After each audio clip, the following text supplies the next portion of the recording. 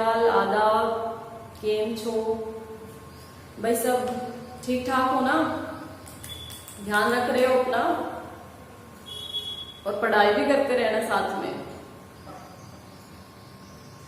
चलो भाई, बिना आपका कोई टाइम वेस्ट किए हुए शुरू करते हैं हम आज की वीडियो। कल हमने जो किया था टॉपिक, कल वाला था हमारा क्वांटम नंबर्स। 4 क्वांटम नंबर्स किए थे हमने, N, L, M और S। Principal quantum number, azimuthal quantum number, magnetic quantum number और स्पिन क्वांटम नंबर, है ना। ये चारों क्वांटम नंबर के बारे में अच्छे से पढ़ते हैं। वैसे क्वांटम नंबर होते क्या है भाई? क्वांटम नंबर वो होते हैं कि जो हमें किसी भी इलेक्ट्रॉन की एक कंप्लीट लोकेशन देते हैं, या फिर ये कह सकते हैं कि इलेक्ट्रॉन के बारे में हमें कंप्लीट इंफॉर्मेशन प्रोवाइड करवाते हैं ये, ठीक है। कोई भी इलेक्ट्रॉन की ये इलेक्ट्रॉन कहाँ पर लोकेटेड है, फर्स्ट सेल, उसके अंदर सब सेल होते हैं, उसके अंदर ऑर्बिटल होते हैं, ऑर्बिटल में भी 2 इलेक्ट्रॉन होते हैं, वो किस तरीके से रिवॉल्व कर रहा है और उसका मैग्नेटिक इफेक्ट क्या है, उसकी रिवोल्यूशन क्या है, वो क्लॉकवाइज रोटेट कर रहा है, एंटी क्लॉकवाइज रोटेट कर रहा है, तो ये प्रोबेबिलिटी हम बताते हैं। ओके, ठीक है भाई। तो कल हमने ये क्वांटम नंबर्स वाला टॉपिक किया था। अगर इसमें कोई किसी भी बच्चे को कोई भी क्वांटम नंबर में कोई प्रॉब्लम है तो कमेंट बॉक्स में रिप्लाई करके पूछ लेना। ओके, तो अब हम आज का टॉपिक शुरू करते हैं। आज का जो टॉपिक है, हमने ऑर्बिट और ऑर्बिटल के बारे में लास्ट से लास्ट लेक्चर में पढ़ा था कि ऑर्बिट क्या होती है और ऑर्बिटल क्या होती है।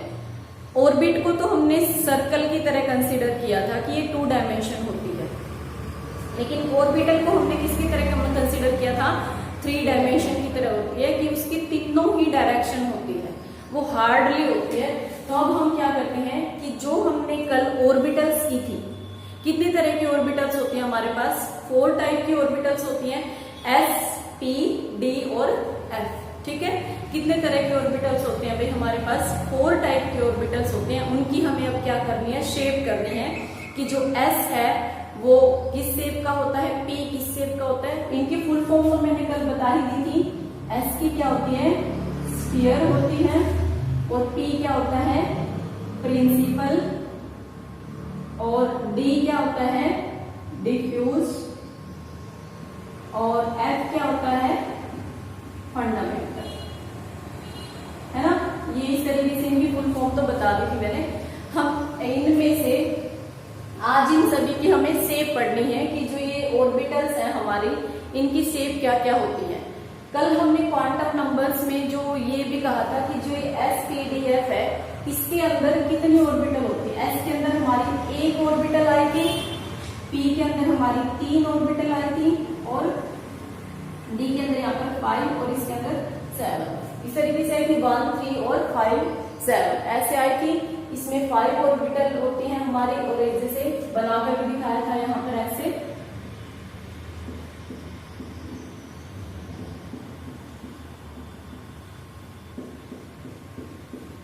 वन, 2, 3, 4, 5, 6, 7 ऐसे ऑर्बिटल होती है 7। तो जो ये है कि जो S है, इसमें 1 टाइप की ही ऑर्बिटल होती है। इसकी शेप कैसी होती है? P के अंदर जो ये 3 ऑर्बिटल है, इनकी शेप कैसी होगी? D के लिए 5 है, इनकी शेप कैसे होगी? इनकी वैल्यू भी हमने लिखी थी। वैल्यू क्या आई थी हमारे पास? M, जो M वाली वैल्यू थी, इसमें जो 0 आया था ना M, कल हमने मैग्नेटिक क्वांटम नंबर्स निकाले थे M, इसके लिए 0 आया था। इसके लिए क्या आया था? -1, 0, +1। इसके लिए क्या आया था? -2, -1, 0, +1, +2। इसके लिए -3, -2, -1, 0, +1, +2 और +3, है ना। इस तरीके से M की वैल्यू ये थी।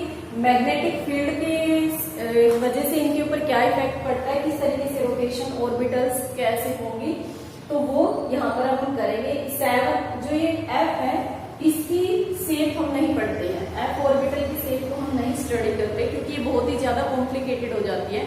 ये हायर क्लासेस में भी नहीं पढ़ाई जाती है, इनफैक्ट MSc वगैरह में भी नहीं पढ़ाई जाती है ये। तो जो हमें पढ़नी है वो 3 की शेप पढ़नी है, S, P और D। इन तीनों की शेप हमें कवर करनी है।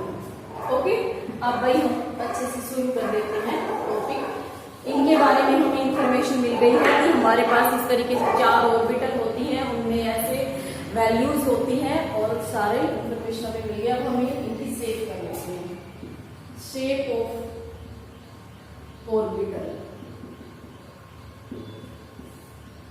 ठीक है, हमारा जो टॉपिक है वो क्या है, यहाँ पर ये रिफ्लेक्शन है, यहाँ पे शेप ऑफ ऑर्बिटल। तो यहाँ पर देखो भाई, we know that there are 4 types of, कितने होते हैं, 4 टाइप के होते हैं ऑर्बिटल्स, हैव डिफरेंट शेप। इनकी सभी की डिफरेंट होती है, ऐसा नहीं है कि सभी की सेम होती है। जैसे कि ऑर्बिट होती है, चाहे वो कोई सी भी ऑर्बिटल हो, K shell, L shell, M shell, सारी की सारी सर्कुलर होती है, लेकिन ये वाले क्या होते हैं, डिफरेंट डिफरेंट शेप होते हैं। तो सबसे पहले हम we can discuss all shape of, भाई ये लिखना जरूरी भी नहीं है कि ये लिखना, लिख भी सकते हो नहीं भी लिख सकते। शेप ऑफ ऑर्बिटल 1 by 1, ठीक है, एक एक करके हम इनकी शेप पढ़ते हैं। तो सबसे पहले हमें करनी है shape of S orbital. Shape of S orbital किस तरीके से आई थी शेप ऑफ एस ऑर्बिटल? अभी क्या था ये शेप ऑफ एस का मतलब क्या होता है, स्फीयर यहाँ पर। अब देखो ये किस तरीके से किया था, साइंटिस्ट मैक्स बोर ने किया था, दी थी। उन्होंने क्या किया था, एक क्वांटम मैकेनिकल मॉडल का अप्रोच करवाया था मैंने तुम्हें, या फिर एटॉमिक मॉडल अप्रोच करवाया था, जिसमें साई के बारे में बताया था कि साई क्या होता है। इस तरीके से वहां पर इक्वेशन आई थी कि psi square X square plus Y square, ऐसी इक्वेशन थी। डी श्रोडिंगर की इक्वेशन बोलता है इसको। तो ये था, तो उन्होंने क्या किया था, साई के बीच में पहले क्या किया, साई और आर के बीच में, आर रेडियस होती है और ये साई, इसके बीच में ग्राफ प्लॉट किया। तो जो 1s ऑर्बिटल होती है, 1s ऑर्बिटल, अब भाई तुम्हें 1s के बारे में शायद नाम समझ में आए कि 1s कैसे लिखा है मैंने। तो जब जैसे जैसे हम इसके बारे में डीप में जाते जाएंगे तो 1s 2s के बारे में क्लियर होता जाएगा। तो 1s का मतलब होता है कि जैसे अभी बता देती हूँ मैं थोड़ा, न्यूक्लियस है ये, न्यूक्लियस के साथ ये फर्स्ट सेल है के सेल, इसमें 2 ही इलेक्ट्रॉन होते हैं। और कल हमने क्या था कि इसमें सिर्फ s ऑर्बिटल होती है। अब ये फर्स्ट सेल है तो इसके आगे क्या लगा दिया, 1 लगा दिया, ठीक है। ये फर्स्ट सेल में है इलेक्ट्रॉन, तो इसके आगे क्या लगा दिया, 1। उसके बाद जो नेक्स्ट सेल है इसमें क्या लगेगा, 2s और 2p, 2 थे इसमें, 2s और 2p। कितने इलेक्ट्रॉन थे इसमें, 8 इलेक्ट्रॉन थे, 6 तो इसमें होते हैं, 6 इलेक्ट्रॉन थे p के अंदर और 2 इलेक्ट्रॉन इसके अंदर। तो टोटल इलेक्ट्रॉन कितने हो गए इस सेल के अंदर, 8 इलेक्ट्रॉन हो गए, ठीक है। तो देखो ये सेकंड सेल में है तो इस वजह से 2 और 2, ठीक है भाई। तो जो ये आगे वाला नंबर होता है कि ऑर्बिटल के आगे जो नंबर लिखा होता है वो क्या रिप्रेजेंट करता है, सेल नंबर को रिप्रेजेंट करता है कि वो इलेक्ट्रॉन जो है हमारा वो किस सेल के अंदर। समझ आ गया होगा आपको 1s के बारे में कि 1s क्या है। तो जो ये ग्राफ है ये किस ऑर्बिटल के लिए है, 1s ऑर्बिटल के लिए है। 1s मतलब फर्स्ट सेल के अंदर मॉलिक्यूल निकालना है हमें। फर्स्ट सेल तो बिल्कुल न्यूक्लियस के पास होती है, तो उसके लिए जो ग्राफ आया था वो कुछ इस तरीके से आया था, ठीक है। फिर उसने क्या किया, फिर उसने ये 2s के लिए प्लॉट किया, साई और यहाँ पर r, यहाँ पर r है, यहाँ पर साई है, ये 2s ऑर्बिटल के लिए ग्राफ। भाई इसमें कुछ ये एक्सपेरिमेंटल डाटा है, ये समझाने का नहीं है कि भाई यहाँ पर ये कह दो कि मैडम ये ग्राफ कैसे क्यों आया है। तो ये एक्सपेरिमेंट करके ही निकाला उन्होंने, एक्सपेरिमेंट करते गए r इंक्रीज करते गए, साई की वैल्यू रखी और r की वैल्यू चेंज करते गए, तो इस तरीके से उनका ये ग्राफ आ गया था। सेकंड के लिए जो ग्राफ आया, इसको r को थोड़ा यहाँ पर लिखना पड़ेगा। सेकंड 2s के लिए जो ग्राफ आया था कुछ इस तरीके का था 2s के लिए जो ग्राफ आया था वो ऐसा ग्राफ आया था भाई, ये ग्राफ आया था। तो जो ये वाले पॉइंट होते हैं जहां पर ये कट कर देता है, ठीक है, जो ये ग्राफ वाली लाइन है इस r एक्सिस वाली को, इस r एक्सिस को जहां पर भी कट कर देती है उस पॉइंट को हम क्या कहते हैं, नोड।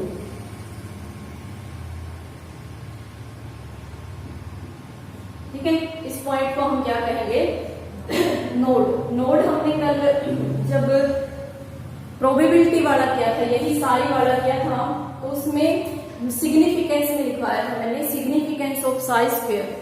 साई स्क्वायर क्या रिप्रेजेंट करता है, probability of finding electron at any point, कि किसी पॉइंट के ऊपर कितने इलेक्ट्रॉन प्रेजेंट है वो क्या बताता है, साई स्क्वायर बताता है। ठीक है, और अगर साई स्क्वायर की वैल्यू 0 हो जाती है, ठीक है, अगर साई स्क्वायर की वैल्यू 0 हो जाएगी तो वो क्या होगा, हमारा नोड होगा। मींस वहां पर साई स्क्वायर 0 कब होगा, जब कोई भी इलेक्ट्रॉन नहीं होगा, प्रोबेबिलिटी 0 होगी।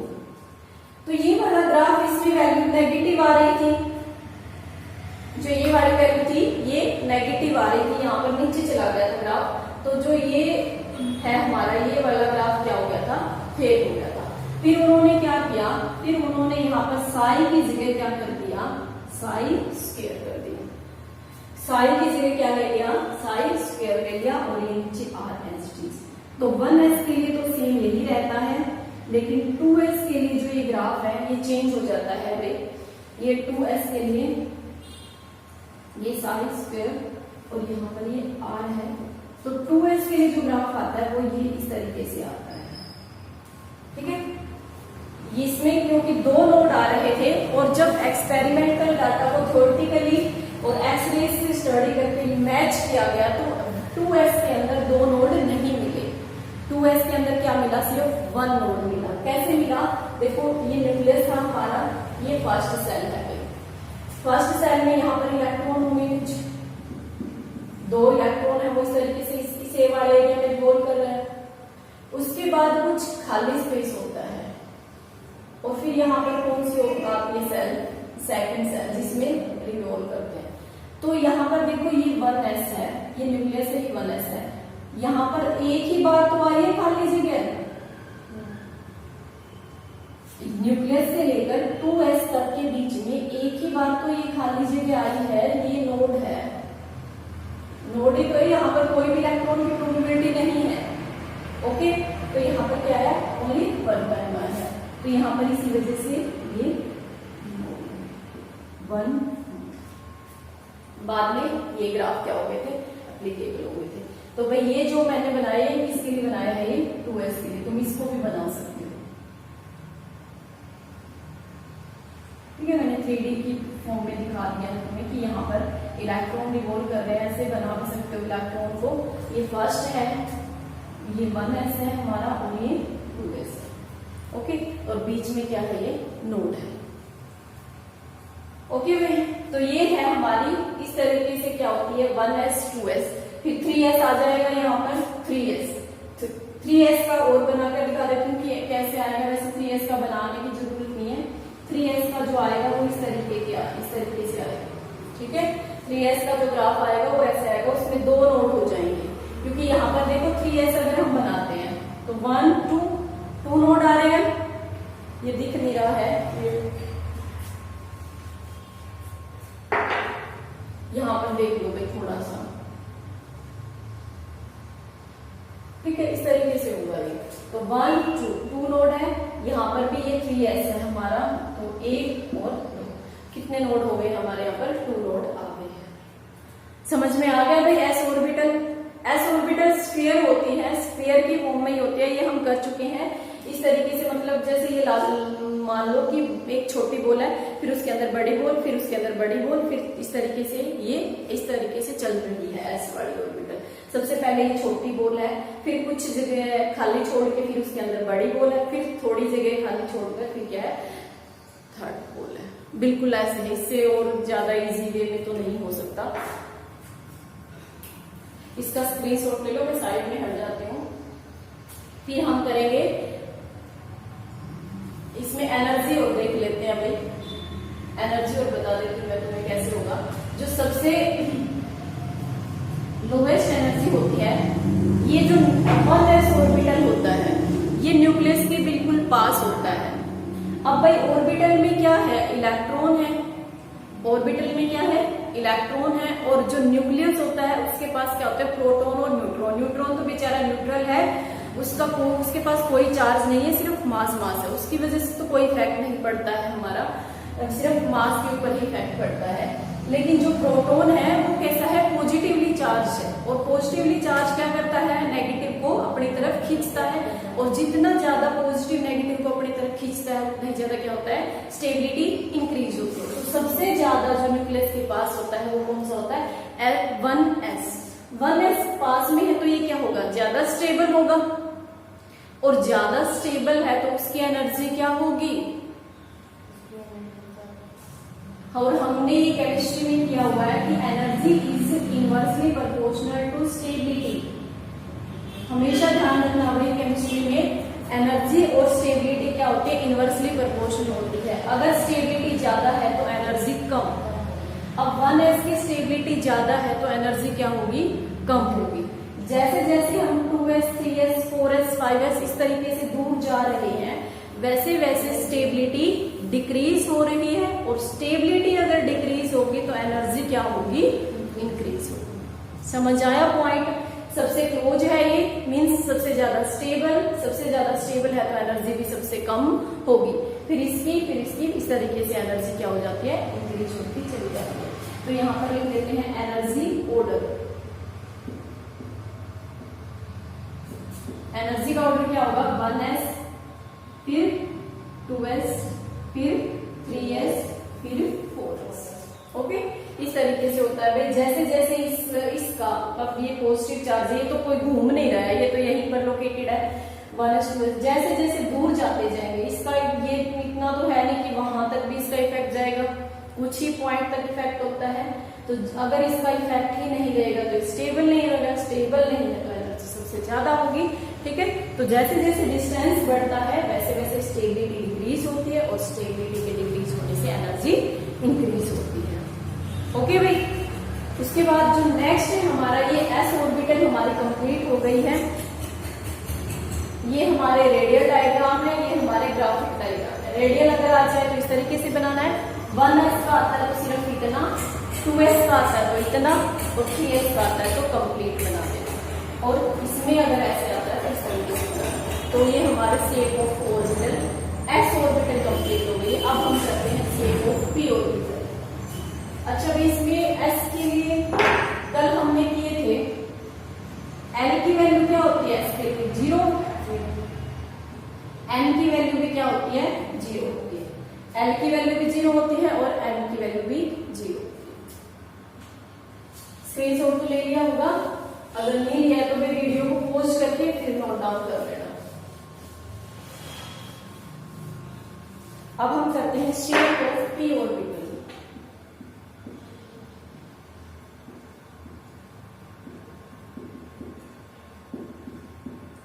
Shape of p orbital. Shape of p orbital के पहले तो p की भी जो वैल्यू होती है, p प्रिंसिपल लिख लो, यहाँ पर भी फुल फॉर्म अगर लिखना चाहो तो प्रिंसिपल, ये तो सारा उसमें ही चला गया, प्रिंसिपल वैल्यू क्या होती है इसके लिए, l की वैल्यू होती है 1, और m की वैल्यू क्या आई थी, -1, 0 और +1, है ना। l की वैल्यू क्या थी, 1 थी, और m की वैल्यू क्या आ गई थी हमारी, -1, 0 और +1। तो इसका मतलब क्या है कि जो m है उसकी कितनी ऑर्बिटल होती है भाई, 3 वैल्यूज है, मींस 3 ऑर्बिटल है, 3 तरह से रोटेशन शो करेंगे। तो जो p ऑर्बिटल होती है वो इस तरीके से होती है उनकी, ये हमारा x है, ये हमारा y है, तो यहाँ पर 3 ऑर्बिटल्स होंगी।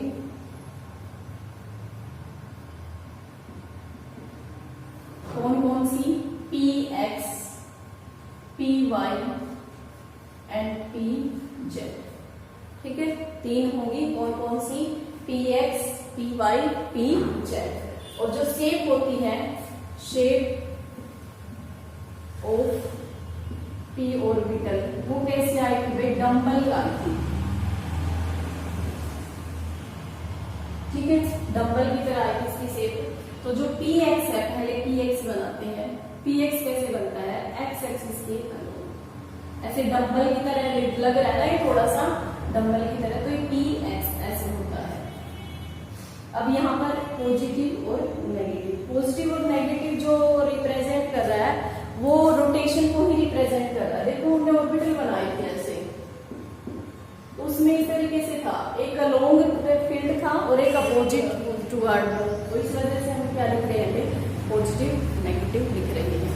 रोटेशन ही होती है ये, और कुछ भी नहीं होता है। इसी तरीके से पी वाई हम बनाएंगे, ये है हमारा पी वाई, वाई एक्सिस के अलोंग होता है ये। एक्स क्या होता है, एक्स एक्सिस के अलोंग बनाना है, और एक लोब पॉजिटिव एक लोब नेगेटिव, इसको लोब बोलते हैं।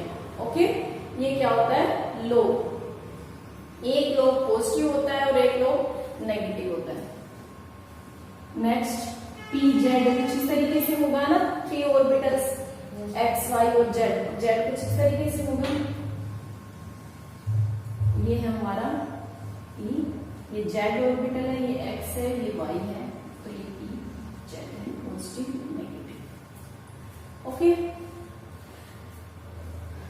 ये हमारी तीनों पी ऑर्बिटल भाई हो गई है कंप्लीट, इसमें और कुछ भी नहीं है। P X P Y P और जेड।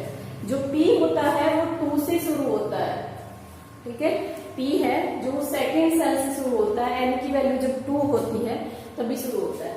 तो यहाँ पर एनर्जी ऑर्डर, इसके लिए जो एनर्जी ऑर्डर होगा वो क्या होगा, 2p 3p 4p 5p ऐसे होगा, ठीक है। इसमें भी सेम वही चलेगा, 2p पास होती है 2s के लिए वाले सेल में होती है, 3p 3s वाली सेल में होती है, 4p 4s वाली सेल में होती है, 5p 5s वाली में। तो जैसे जैसे डिस्टेंस बढ़ता है वैसे वैसे एनर्जी इंक्रीज होती जाती है भाई। ओके, तो ये भी ये इसका एनर्जी ऑर्डर आ जाता है। और 3 ऑर्बिटल होती हैं, px py pz, px x axis के अलोंग होती है, py y एक्सिस के अलोंग होती है, और pz z एक्सिस के अलोंग होती है। तीनों ही डायरेक्शन में ये हमने कर लिया है। उसके बाद नेक्स्ट है हमारा d orbital, shape of d orbital. इसको पोज करके नोट डाउन कर लेना, या फिर स्क्रीनशॉट भी ले सकते हो, मैंने खाली छोटा हुआ है board. Shape of d orbital, ठीक है, शेप ऑफ d ऑर्बिटल। इसके लिए n की वैल्यू क्या होती है भाई, सो n की वैल्यू, n कहां से शुरू होता है, ये 3 से शुरू होता है, 3 4 5 एंड सो ऑन। m क्या होगा इसके लिए 2 होता है, m क्या होता है -2 +1 +2, इस तरीके से होता है l m और n। शेप जो होती है, तो जो ये वाली भी लिख देती हूँ मैं यहाँ पर, शेप ऑफ d ऑर्बिटल कैसे होती है भाई, डबल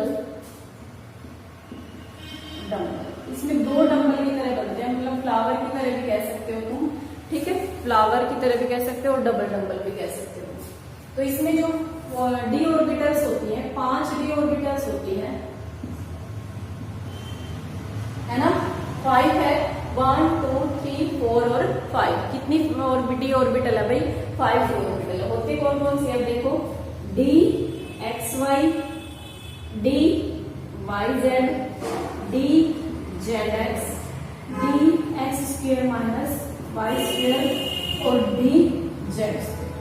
याद रख लेना भाई, जितनी ज्यादा प्रैक्टिस करोगे, अभी इनमें कुछ समझाने का नहीं है, ये तो एज इट इज वैल्यू याद रखनी है इनकी।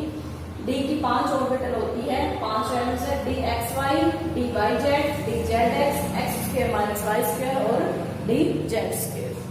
ओके, अब इनकी 1 बाय 1 करके सी बनाते हैं। जो ये डी एक्स वाई है हमारी, ये एक्स है, ये वाई है, ये इस तरीके से यहाँ पर क्या बन जाएगा, ठीक है, यहाँ पर क्या होगा, जेड होगा।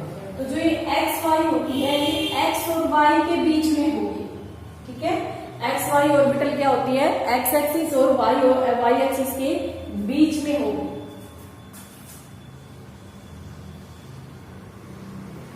इसको ये मत समझ लेना कि जेड के अलोंग है, दोबारा फिर से बोल रही हूं मैं, इसको जेड के अलोंग मत समझना, मैं इसमें जेड दिखाई नहीं दे दूंगी। ओके, तो पॉजिटिव पॉजिटिव नेगेटिव नेगेटिव। फिर यहाँ पे ये किसकी है, डी एक्स वाई की है। एक्स वाई लिया है तो वो किसके बीच में होगी, कौन से एक्सिस के बीच में होगी, एक्स वाई के बीच में। अगर वाई जेड बनाना है तो वो किसके बीच में होगी, ये वाई हो गया हमारा, और यहाँ पर क्या आता है, जेड है, तो ये इनके बीच में होगी।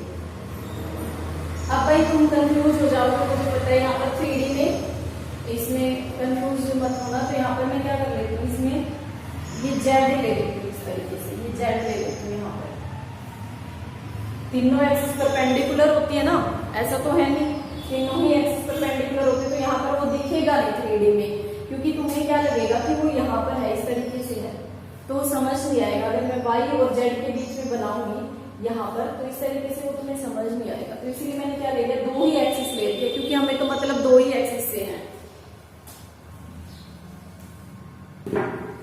ऐसे भी बना सकते हो तुम, कोई गलत नहीं करेगा तुम्हारा। वाई जेड, तो वाई जेड क्या होगा, वाई और जेड के बीच में होगा, ठीक है।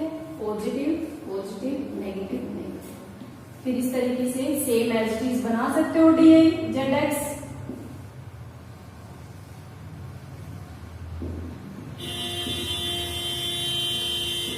है ना भाई, कुछ भी नहीं है। लास्ट ये फोर्थ वाली जो होती है हमारी, ये 2 अलग होती है, 3 सेम होती है। ये बिटवीन द एक्सिस होती है, देखो ये एक्सिस है, इनके बीच में होती है। 3 क्या होती है, बिटवीन द एक्सिस, जो लोब होते हैं इनके 3 के, तो बिटवीन द एक्सिस होते हैं। और जो ये वाली है D X square minus Y square, जो भी यहाँ पर लिखा होता है वही ऑर्बिटल एक्सिस लेनी है हमें।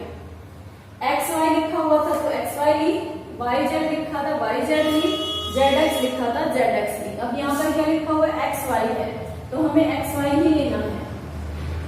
बट डिफरेंस क्या होगा, इसके और इसके बीच में जो डिफरेंस आएगा वो यही आएगा, ये वाला।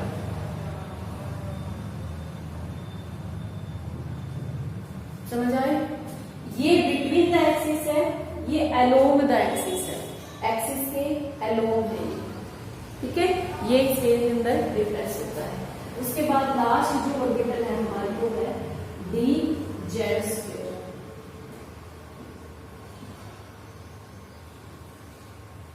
पॉजिटिव पॉजिटिव, और ये इस तरीके से इसमें रिंग होता है, ये नेगेटिव नेगेटिव का ये रिंग है, और ये जेड एक्सिस है, बस इसमें जेड लिया है ना, ये देखिए दिख नहीं रहा होगा,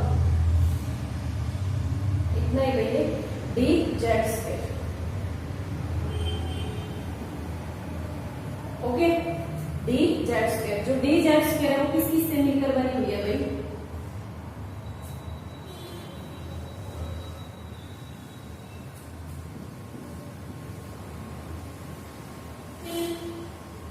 जो ये वाला है ये है D Z square minus X square, और ये है D Z square minus Y square. अब देखो X Y Y Z Z X 3 बन गए, तो ये भी तो 3 बनने चाहिए था, X square minus Y square, Z square minus X square, Z square minus Y square, ये भी 3 बनने चाहिए थे। तो इस तरीके से तो 6 ऑर्बिटल हो जाती, लेकिन ऑर्बिटल कितनी है, 5।